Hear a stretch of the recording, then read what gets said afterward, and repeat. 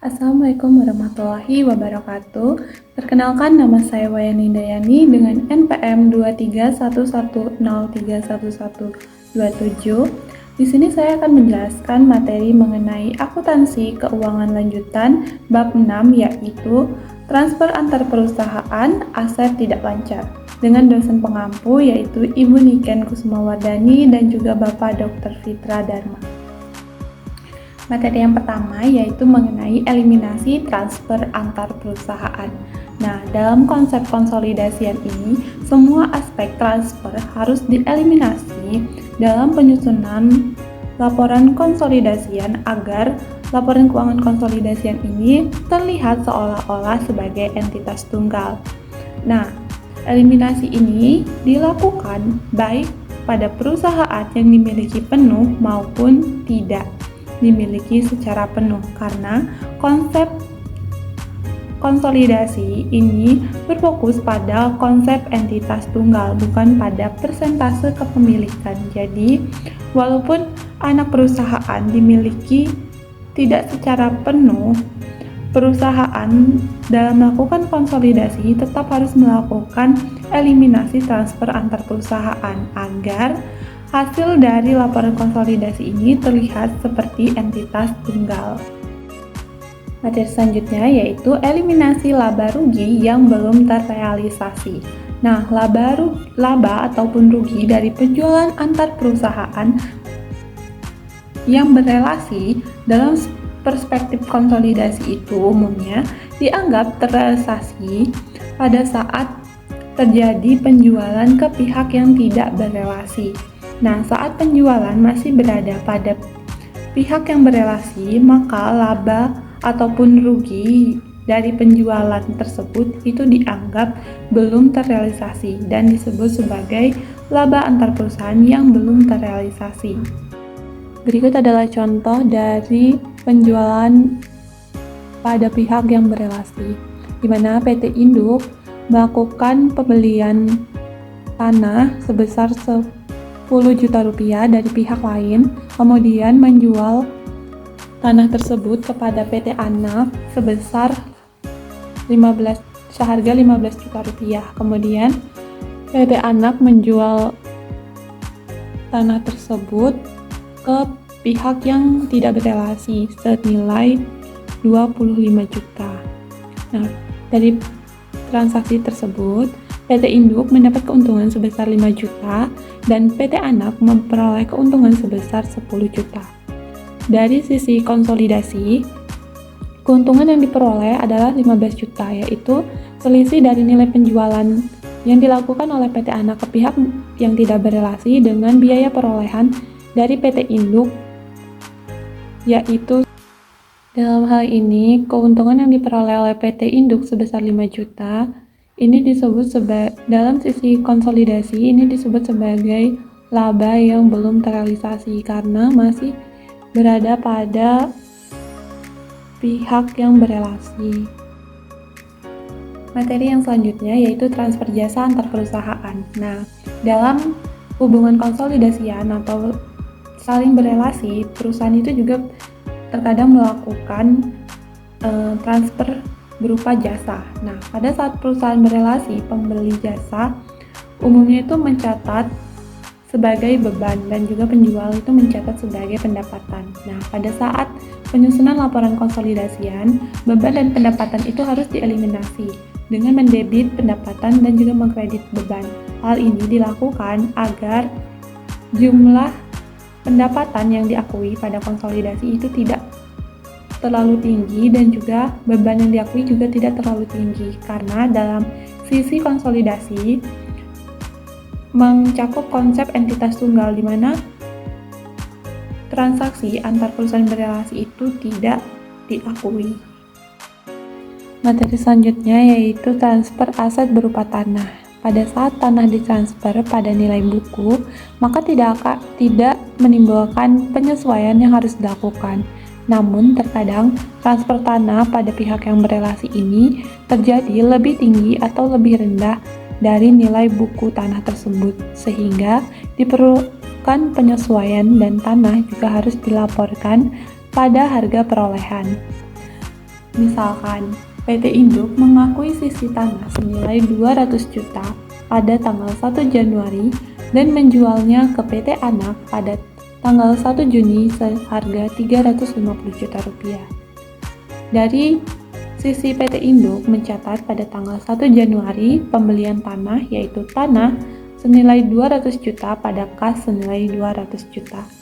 Kemudian mencatat penjualan tanah kepada PT Anak pada tanggal 1 Juni yaitu kas 350 juta rupiah pada tanah 200 juta rupiah dan keuntungan sebesar 150 juta rupiah. Dari sisi PT Anak mencatat pembelian tanah yaitu tanah senilai 350 juta dan kas senilai 350 juta rupiah. Untuk melakukan penyusunan laporan konsolidasi, maka diperlukan jurnal eliminasi untuk mengeliminasi keuntungan penjualan tanah pada PT Anak dengan jurnal keuntungan sebesar 150 juta rupiah dan tanah sebesar 150 juta rupiah. Dengan mengkredit tanah, maka pada laporan konsolidasi nilai tanah akan dilaporkan pada harga perolehan sebesar 200 juta rupiah. Materi yang selanjutnya yaitu alokasi eliminasi laba belum terrealisasi. Nah, ada dua jenis penjualan yang terjadi pada pihak berelasi.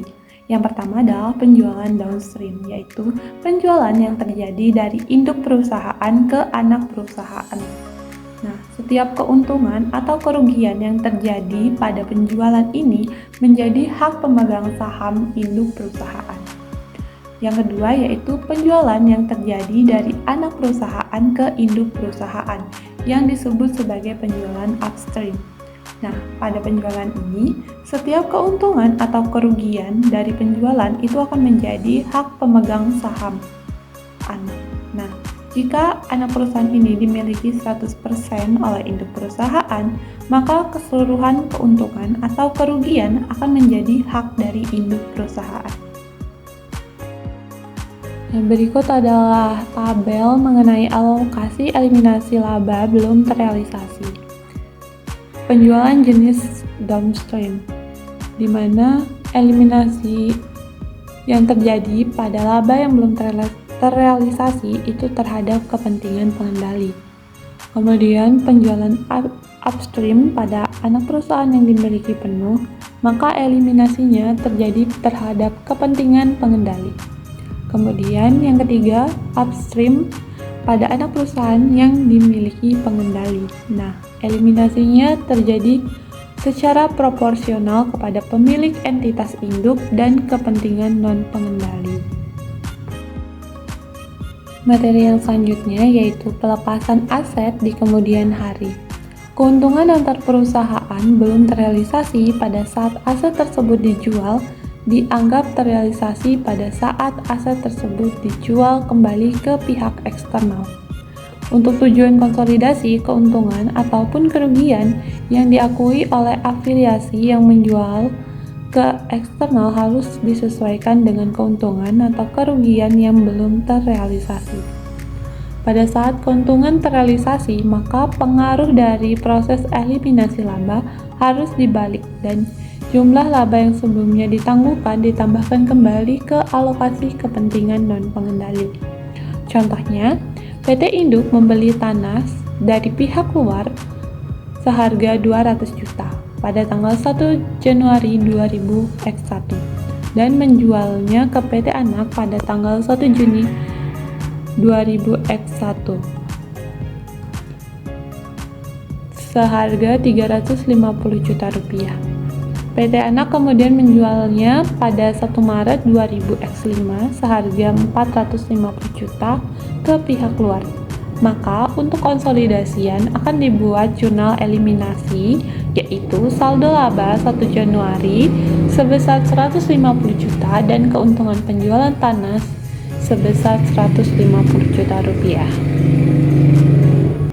Selanjutnya yaitu materi transfer antar perusahaan berupa aset yang disusutkan.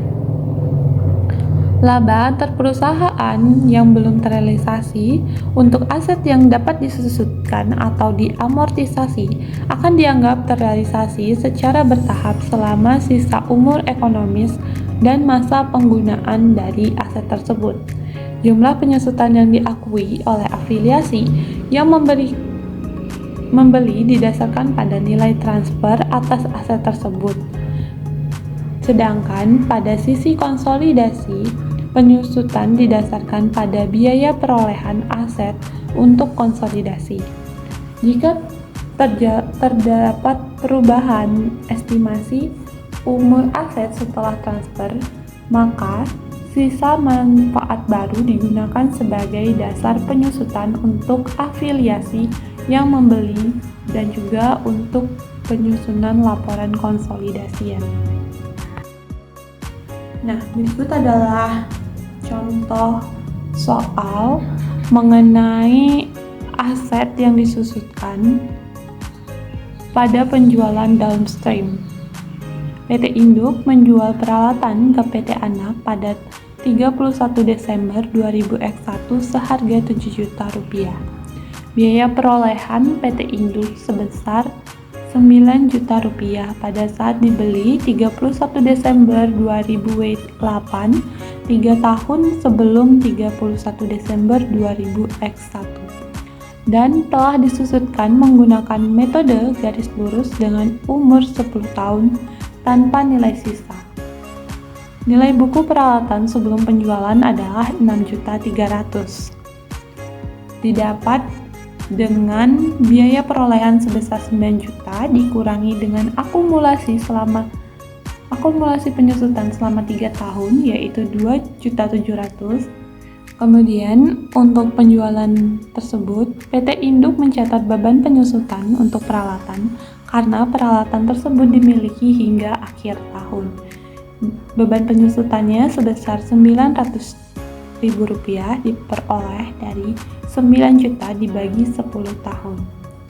Jurnal yang dicatat yaitu beban penyusutan 900.000 rupiah pada akumulasi penyusutan 900.000 rupiah. Kemudian PT Induk mencatat penjualan peralatan dengan jurnal kas sebesar 7 juta rupiah, akumulasi penyusutan sebesar 2.700.000 rupiah pada peralatan 9 juta rupiah, dan keuntungan penjualan peralatan sebesar 700.000 rupiah. Kemudian ayat jurnal eliminasi untuk konsolidasi yaitu peralatan sebesar 2 juta rupiah, keuntungan penjualan peralatan 700.000 rupiah, dan akumulasi penyusutan sebesar 2.700.000 rupiah. Untuk tahun berikutnya, PT Anak melakukan penyusutan berdasarkan sisa manfaat peralatan, yaitu 7 tahun dengan nilai transfer sebesar 7 juta rupiah. Sehingga beban penyusutan yang diperoleh untuk PT Anak adalah 7 juta dibagi 7 tahun, yaitu 1 juta per tahun. Jurnal yang dibuat yaitu beban penyusutan sebesar 1 juta rupiah pada akumulasi penyusutan sebesar 1 juta rupiah. Jumlah penyusutan yang dibuat oleh PT Anak ini lebih tinggi sebesar 100.000 rupiah dibandingkan penyusutan yang dilakukan PT Induk tiap tahunnya. Nah, dari perspektif konsolidasi, nilai buku dari peralatan tetap sebesar 6.300.000 rupiah dengan sisa umur 7 tahun. Sehingga dari sisi konsolidasi, penyusutan setiap tahunnya itu adalah 900.000 rupiah.